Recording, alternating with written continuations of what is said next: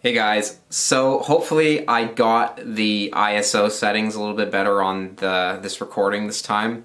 Made sure to look at the screen to make sure there wasn't crazy amount of grain happening. I'm still trying to figure out the exact settings that would be optimized for this. As you guys know, I have the Canon EOS Rebel SL2. So anyways, I'm going to be trying to make more videos on my channel now that I have free time. And it's been a while since I have talked about any DMT experiences that I've had. Lately I haven't had any more DMT experiences just because I've been a little bit intimidated. I don't want to just jump into any sort of psychedelic experience without really preparing myself mentally, because I feel like last times that I did, for instance, for ACO DMT, I've had experiences that were somewhat more difficult just because there wasn't really much preparation mentally towards it. They're kind of just on a whim, so I want to try to avoid that next time. It's a little bit harder to do that because keeping your mind sort of in the frame of wanting to have an experience for a few days is kind of tricky for me. I have to really sort of set a time period where I can say, okay, this is the time that I'm going to build up my courage to kind of take the plunge and go. And also, if I trip, I don't really want to trip lightly, just because I find that if the trip is too soft, then I get a feeling of disappointment. So I tend to want to jump into the deep end if I'm going to do it. So I'm going to be doing probably maybe a DMT trip or a 4-ACO DMT trip soon. I'm just going to do that process and make sure I'm ready for it. So in this talk, I want to explain a experience that I had with the DMT smoked.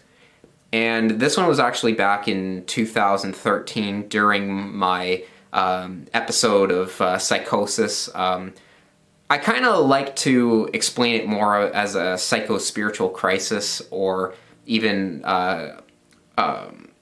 something maybe similar to Kundalini psychosis, if you guys have heard of that. Maybe I'll make a video about that later. But during that, after the psychosis episode, I was going through a period of it almost felt actually liberating, to be honest, but it was kind of a high openness liberation that was obviously very tricky to convey to people. So I'll sort of talk about that stuff later. And just to make sure, I kind of scanned through my DMT trip videos to make sure that I didn't talk about this, because I have so many DMT trips and so many reports that I want to make sure that I haven't repeated myself. So in this experience, this was actually quite different because this time it was DMT smoked in a joint. So how this sort of went down was, back then, my mom, she had a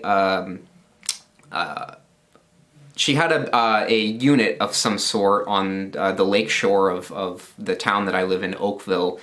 She rented out a unit because she had a Reiki practice. And just to let you guys know, I'm not 100% certain about Reiki and stuff like that, just because I'm kind of science-based, so I tend to want to have evidence for certain things, but I'm not going to say that Reiki, can't work or whatever. I just don't know. I'm not that really interested in it to really find out and really kind of figure out a way to study something like that.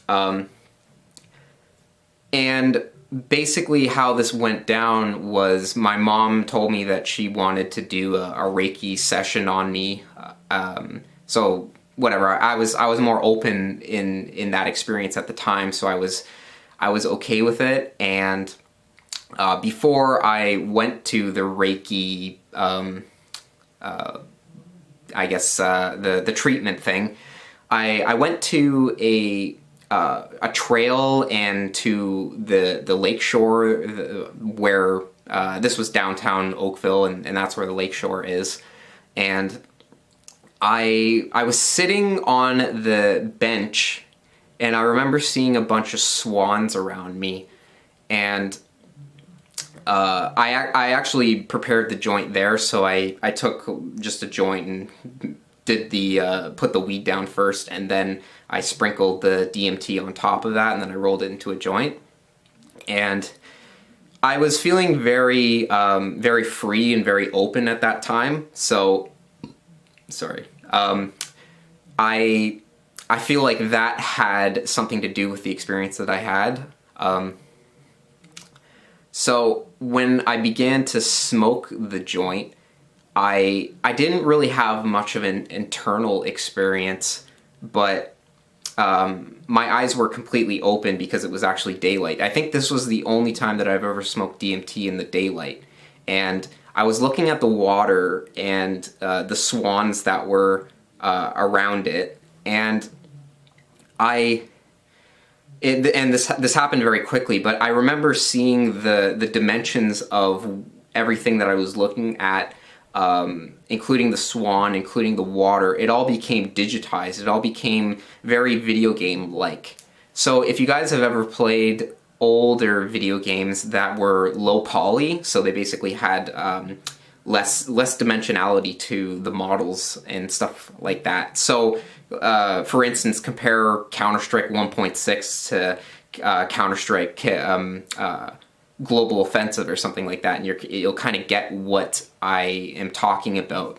There was almost like a polygon shift or a dimensionality shift. I can't remember what the actual term for this is, but it went from high poly to low poly. So it was as if everything was losing poly.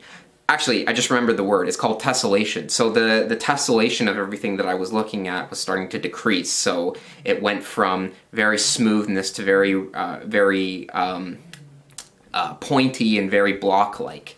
So it didn't lose all of its dimensionality or polygons, but it was definitely a lower tessellation kind of thing.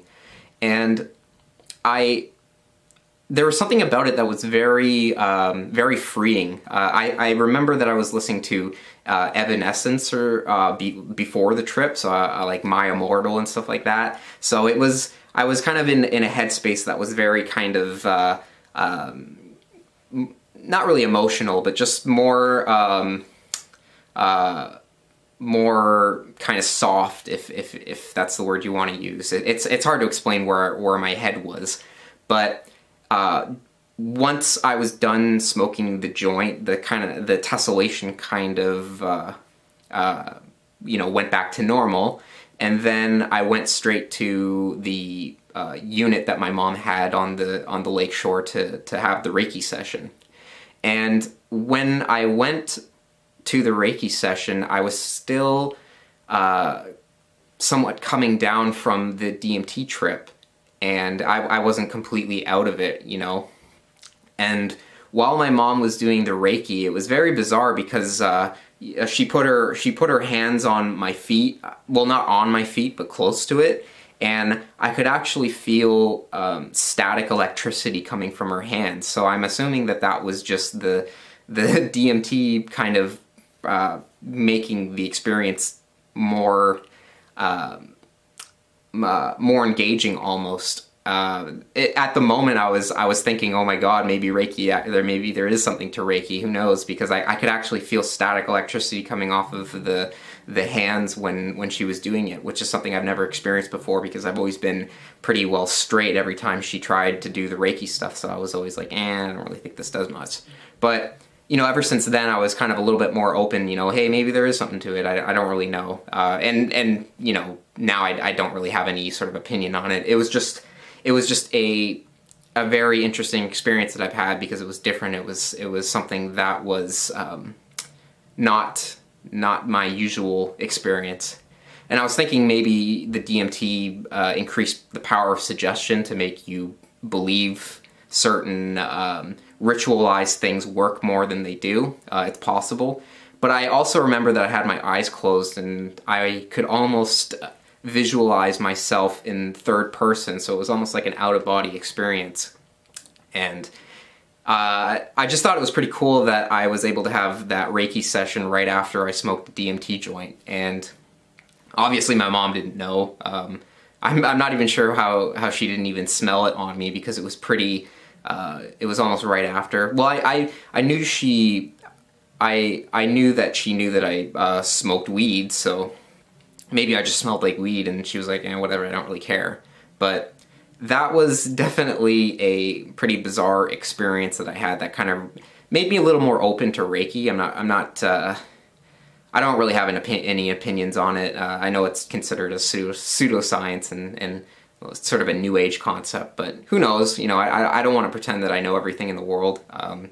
You know, I just want to experience things and sort of explain the kind of things that happen to me. And yeah, that was pretty much it. You know, I had an interesting experience that day, and maybe it made me more open. Who knows? But that's pretty much it. I'm probably gonna post another video talking about other experiences that I had, or certain other topics that relate to it. I'm just sort of brainstorming what I want to talk about with you guys, because it looks like I'll still have a bit of free time in the days to come. So yeah, I guess you guys, or I hope you guys will stick with me, and I'll see you in the next video. So peace out.